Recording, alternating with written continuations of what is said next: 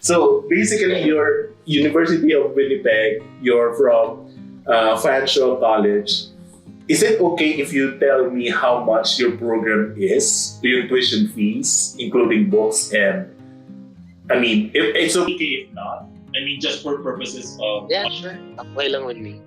sige. Of course, let's go with University of Winnipeg kasi university to, Ben. Sorry. Mahal. Hindi, no. Pag kinumpare mo siya with, compared to like Vancouver and Ontario, may 2-year program. Tuition, insurance, wala pa yung books. Pero tuition alone is around $22,000 for 2 years.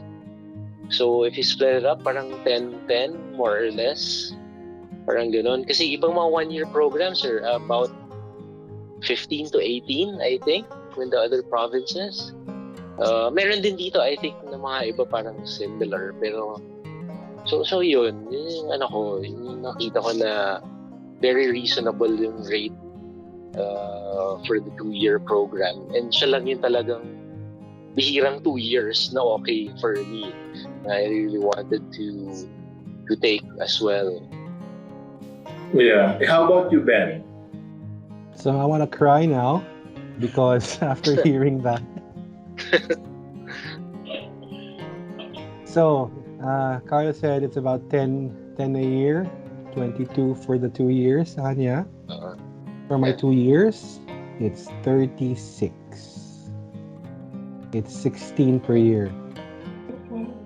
And I'm not even in a university, I am in a college. That's how much it costs to study in Ontario. Yeah, I mean, to be honest, my wife will be studying starting in February, and she's taking pharmacy. Her program costs her 15,000 already. It's less than a year pa. I mean, at the end of the day, different schools have different talagang programs or offers. Quick question: when you enrolled in FANSHO and in University of Winnipeg, did you provide your IELTS or did they waive the IELTS? Sa Winnipeg, lahat or Manitoba, lahat ng colleges they require IELTS. Kaya minsan deal breaker yun eh. And a lot, kasi I'm member of parang mga study groups. One consideration siya na they like Ontario is most schools they waive the IELTS. Tama ba, Ben, dyan? Or did you take IELTS pa ba for your program? I don't know if it's the school or if it is IRCC, but I read or saw somewhere na because I come from the Philippines, they no longer require IELTS. I think it was also during my application of my temporary resident permit, my student permit. So they said, if you're from the Philippines, no, you don't need IELTS. We recognize your English is very good. So they didn't really have to submit IELTS, but I still did because I already had an IELTS result that was still valid when I applied for the permits. And I really just took the IELTS because I thought I could get into the naively I thought I could already do my calculations on the calculator, the IRCC calculator online, not knowing that I'm still very, very far away. So I already got IELTS way back in the Philippines, and by the time I applied for my permit, they were still valid. So I put them in there. Why not? Even if my consultant said that no, we don't really need that. You're good. But they said, okay, just to beef things up, why not? Give us your IELTS results, and then we'll see what happens. And then before I knew it pala, I already had the permits, and then the school already accepted me. In fact, the school accepted me before the permit came. I didn't have to do anything. My letter of acceptance already said two programs. So I'm on a 1+1. Carlos, correct. If you are in a 2-year program, whether diploma or certificate, there's a good chance you will get 3 years on your postgraduate work permit. That, technical stuff. Ako naman, I just learned I might get just 2 years kasi that's a 1+1. But it's okay for a later video. And yun. And still, happy to be here, happy to be able to do all this, happy to learn, happy to serve. So, happy to serve. Okay, so yeah, I guess hindi siya per province. It's the requirement of IELTS is dependent on the school. May mga school na nagwe-waive ng IELTS, may mga schools na re-require ng IELTS. I'm pretty sure ang ni-require ng IELTS sa inyo yung academic, not the general. Yes. Yes. Academic. Ganyan din ako. So, nung nag-enroll ako sa UBC, sa British Columbia, they required me to provide IELTS. Diyos ko, ang mahal ng IELTS academic, di ba? Magkano din yun? Madugo. Madugo, as in madugo. But I took it kasi it is one of the requirements to continue studying. So, I took it and then ang minimum ata nila was 7. Oo, 7 ang minimum nila. But nonetheless, yeah, just for purposes of IELTS, there are the IELTS academic is required, not the general.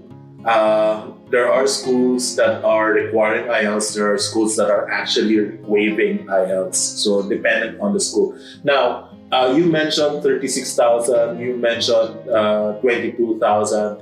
And ang hirap lang, guys, kasi as a student in Canada through the student study permit, you are allowed only to work for 20 hours a week. Is that correct? And you cannot go beyond that, correct? And when you say 20 hours of work, can you actually work anywhere else? Any kind of work you can do? Or parang is it more dapat it has to be within the school premises or a certain type of industry lang? Let's say, kunyari marketing ka, dapat ang work mo is related to marketing. Or ano bang condition ng work permit ninyo or work ninyo? So I never actually bothered to to learn all that stuff. I'm just going with whatever the other international students are doing here, where I am. And it really looks like everybody's just getting whatever job they can get that is, allowed for whatever job that will take them in. That's not illegal.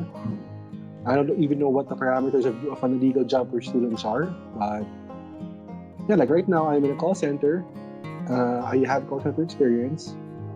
I'm not it's not marketing related, but it's the one company that took me in. So I've been with them since September of last year. So I'm going on my 5th month with them. And, it's like a call center in the Philippines. You have its ups and downs. But honestly, I'm happy, I have this job. I'm grateful. It's able to pay for my rent, for everything I need to pay for, food. Although I think I need to pay for more because ever since I got here, I've lost 20 pounds. I think I am scrimping myself. I don't know why. And then, but yeah, other people are working, Tim Hortons, fast food jobs. Tim Hortons is a big thing here in Canada, for those who don't know.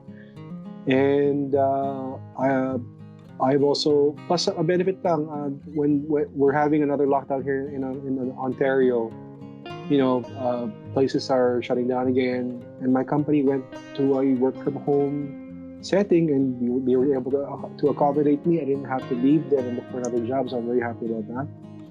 And yeah, it really looks like students are able to work whatever job they can find, whatever employer will take them in, and as long as I keep hearing there are some jobs which are not for students. I don't know what they are, but yeah. And yes, they are above board, meaning you need to get your tax information ready here in Canada when you get here, and I have to get mine. So you submit that, and that's an above board job. You pay taxes on your job. And that's it, yeah. Yeah, I think the reason why they are limiting to 20 hours per week is because they don't want burnouts sa students kasi you also have to divide yourself from working by, of course, supporting yourself from studying, di ba? Which is your main goal. Ngayon, mahirap lang kay Benjan is because of the expenses, di ba? But luckily, at least your work pays somehow, your income from your work somehow pays for expenses that you have.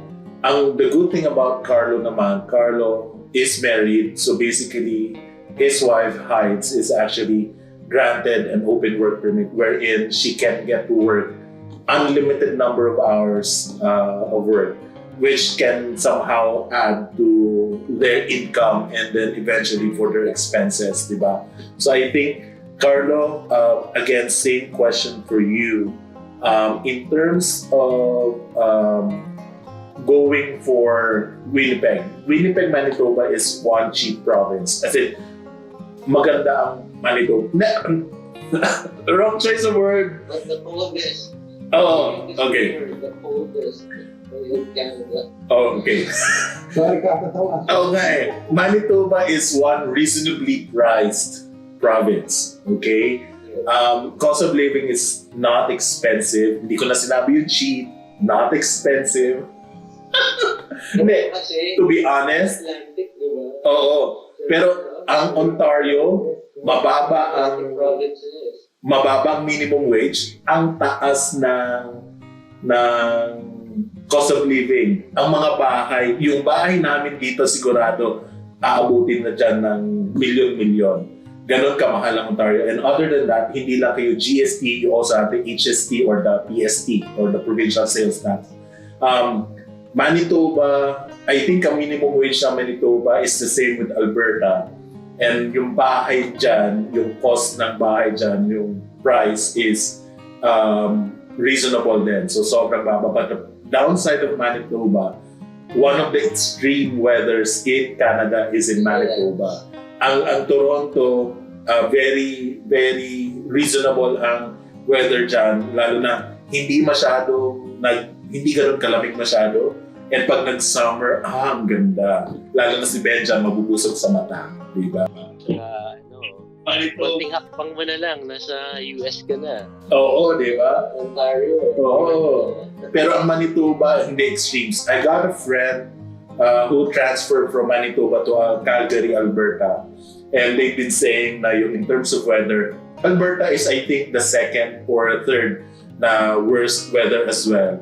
Kasi tabi kami ng BC, lahat ng init na kay BC. Pero pagka si BC taga-salo, lahat ng lamig na natitira, si Alberta ang sumasalo.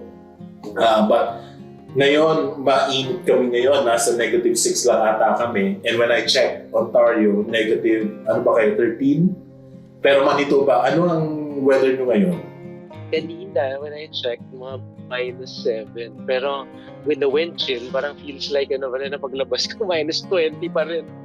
So, -7, pero with the wind, kanina ang lakas.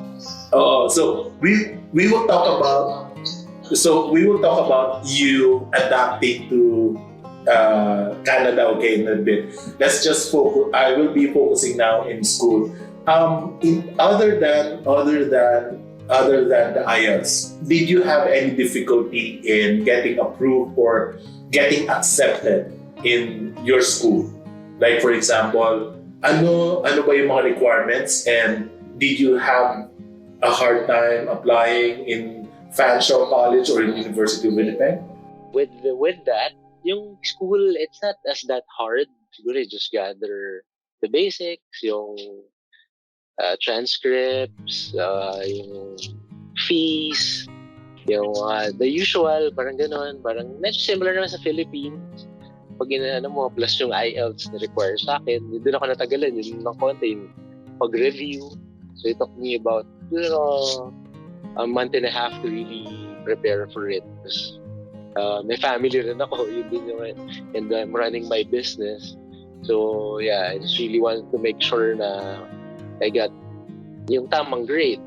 Tapos, ang mas madugo sa amin since we're applying as a family, yun, dun ang mas malaki ang expectation in terms of proof of funds, your justifications, yung everything has to be logical and make sense. And ang bottom line lang naman dun, you just have to, sinasabi ko nga when people ask me, nagpapaturo, marami na rin lumapit sa akin na natulungan ako na to get approved. Nakatulong rin ako ng mga I wanted to give back and I helped na others. Tapos yun, ang importante dun is parang sabi ko puzzle yan eh. Kailangan kumpleto yung buo yung puzzle when you submit your applications. Like sabi mo, Irvin, hindi pwede porket marami kang funds, i-approve ka na. Ang pinaka bottom line lagi is just to keep things simple, it's a trust issue. Canada has to trust you that you will honor the rules of the study permit. Okay? Parang given naman na yun eh. They know that you have the chance to immigrate. That's given. They understand that. But if that does not work, they need to trust you that you will return home. Yun ang ano. So, dun pumapasok yung study plan. Okay, so yung study plan talaga is very crucial. Pinag-isipan ko yan. Talagang parang I made it into parang study yung plan ko na parang may projections ako. Magtatayo ka na agency, justify ko, here are the people, here are my past clients that are willing to get me. When I get back in the Philippines, I will establish my agency. If things really don't go well here, diba? Parang talagang may inisip ko talaga na parang if things don't work out, I go back to the Philippines, I can still use my program to advance our business, advance our career, even in the Philippines or wherever I am. So yun yung parang main goal ko. Plus, yun nga, I had to make sure we saved enough money and enough funds to prove na we can maintain our way of life here without being a burden to the country. True. Hey, ikaw, Ben, so did you experience any hardships in applying in Fanshawe College? So, it was my immigration consultancy who applied for me. So they already had copies of my, like what Carlos said, transcripts and every other supporting document that would be, I guess, necessary to apply for a course, for a program. And before I knew it, I already the agency, the consultancy just gave me the letter of acceptance, and here it is, you're done. So let's now work on your study permit. So I was like, that quick? Parang bilis lang. And I didn't really apply this on my own. Like I didn't DIY it like what Carlo did. I really went through a consultancy. I paid them first. So yeah, it really sounds like I'm dami kong pera, no? Pero no, wala akong pera. And it's harder because I didn't really save anything. All the money I'm using or I've already used here in Canada are the savings ng family ko. So yeah, all their savings are riding on me to be successful here. And I mean, the little things you think of. So I make them happy by making sure that, here guys, I'm studying. I'm happy I made the Dean's Honor List last semester. So yeah, that made them very happy. Everything they sacrificed, all their savings which they gave to me, it's paying off. I'm hoping to repeat it for the next 2 semesters and be able to get a good job here. Pay them off, pay them back everything that they paid me, because they didn't just pay me money, they paid me with all their love. That's how it works. And that's it. Oh, yeah, so okay, now you mentioned that during our course of conversation, you mentioned that you retain the services of an immigration consultant to actually do the application for you, no? From the very beginning up until the very end. Again, when you had the difficulty in going for Manitoba, they recommended you to another school. Now, is it safe to assume, kasi si Carlo naman ang mini-mention mo, you've done all your research and stuff. It seems as if you've done this yourself. So is it safe to assume that you did not use any immigration consultant and you did this DIY, do-it-yourself application? Yes, kasi I really weighed the costs of the consultant and but based on my research, I found kaya naman if you just put a little more time to it. And ako kasi thinking as a family man, mas makakasave talaga ako kasi may pamilya ako eh. Parang instead of giving that money to the consultant, we'll just add it on our other expenses. So ganoon na lang ako. So chinaga ako talaga na aralin. Yeah. Again, for purposes of information for everyone, applying for study permit, you can do it yourself, or you can retain the services of an immigration consultant or an immigration lawyer to do that for you. Okay. I know few cases where an immigration consultant was retained to do the study permit process. But unfortunately, there are consultants applications who were refused, okay, and basically the client decided to do it themselves. There are those clients who did it themselves, okay. Say for example, initial application who got refused, and then eventually because they don't want to risk again, so they hire the services of an immigration consultant or lawyer to do that for them. So you really have to weigh your options. It doesn't necessarily mean that if you go through an immigration consultant / lawyer, it will be 100% approved. And it doesn't necessarily mean that when you do the application yourself, doesn't mean you're 100% approved or 100% rejected. It depends talaga. Again, like what Carlo and Ben did, diba? It's more of the study plan that you have to justify your plan. Why are you enrolling in the school? And what are your plans afterwards? Marami ako nakikita mga GCMS notes. So basically, if for example an application for study permit is refused, okay, you can request for a GCMS notes or a Global Case Management System notes, wherein doon mo makikita yung detailed explanation as to why you were refused. A lot of the reasons that I found was because isa sa mga nagiging nakikita ko talaga is bakit ka pa mag-aaral sa Canada na napakamahal kung pwede ka naman mag-aaral sa Pilipinas na mas mura? Yun yung nagiging problema. And again, it's not about the money. Carlo, for you, did you go through the regular stream or the student direct stream? Yan. Yun nga. Meron technicals ng konti. Meron kasi two ways, di ba? Yung regular stream and SDS or student direct stream. Kasi more, nung winay ko siya, parang hindi ko rin makita na masyado yung advantage ng SDS.